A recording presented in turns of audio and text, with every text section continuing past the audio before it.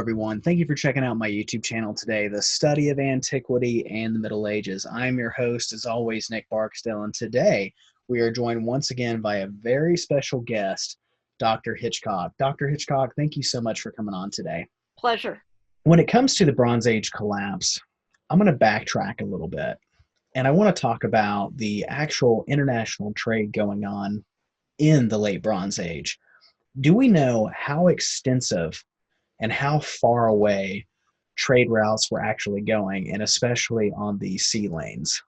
Yes and no, because trade doesn't always have to be direct. It can be indirect line. I mentioned, I think in the last interview I did with you, the Indonesian clove that was found in Syria. So you do have things moving around like tin and Baltic amber, and the tin could have come from quite far away.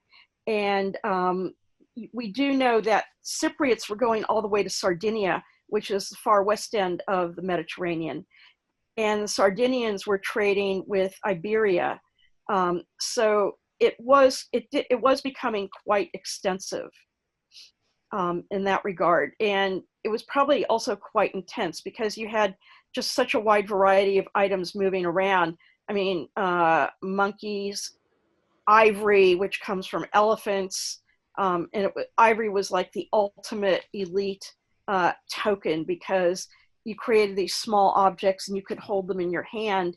And to acquire ivory, it's not something, you couldn't just be living in some village and go out and kill an elephant. You would have to have the resources to mount a hunting party, to go out and slaughter it, then bring it back, and then the skilled craftspeople to be able to work it. So you had all these extensive luxury items and also things like gold and silver objects, but it was really, I still think of copper and tin as the major drivers of trade, and then everything else comes out of that. So I have another question that I thought of as we were talking about trade hubs. And so let's talk about the Bronze Age collapse, but I want to take a modern concept that most of us are familiar with who have studied the early history of the 20th century, and one of the events that are really going to pave the way, for example, for the rise of the NSDAP and the eventual Second World War, and that is a stock market crash. So let's look at the Bronze Age collapse. You have these international systems that are relying on each other, trade networks, so on and so forth, ranging from everything from the transportation of raw goods to food. Do we have any literary sources on a form of, you could say, economic collapse during this time? Not a lot. We do know from the Pylos tablets, and again, this is something I haven't completely investigated, but we do know from the Pylos tablets that metalsmiths were not able to receive their ration of bronze. And this would have been about the time Pylos is destroyed, around sometime in the early 12th century.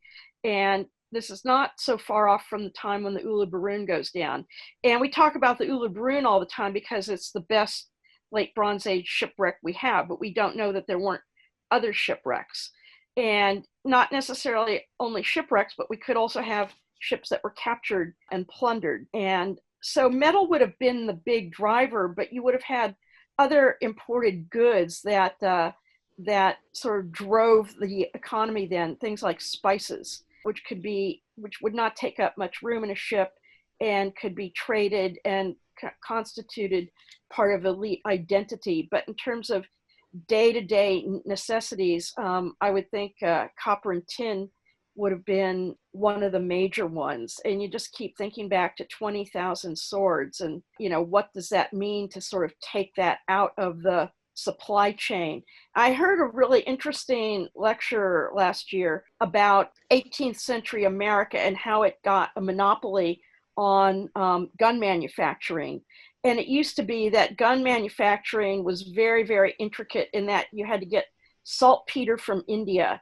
And then gunsmiths were mainly located in France, and they handed down their craft from one generation to the next. And when the US was able to, or the colonies were able to acquire their own supply chains and their own manufacturing process, it changed, it made the early US a sort of major supplier of guns for revolutions occurring throughout the Americas. And so I think we also have to think of it that way, that you had this highly sort of interconnected system that started to break down. And of course, when the Mycenaean, this is something we argue about in our piracy articles, that when the Mycenaean palaces are destroyed, the sea lanes are no longer safe. And because the sea lanes are no longer safe, you start having, I mean, just simple farming villages, let's say in coastal Crete, they move to the hills because they're no longer safe to live near the coast. So that also, it sort of affects settlement patterns.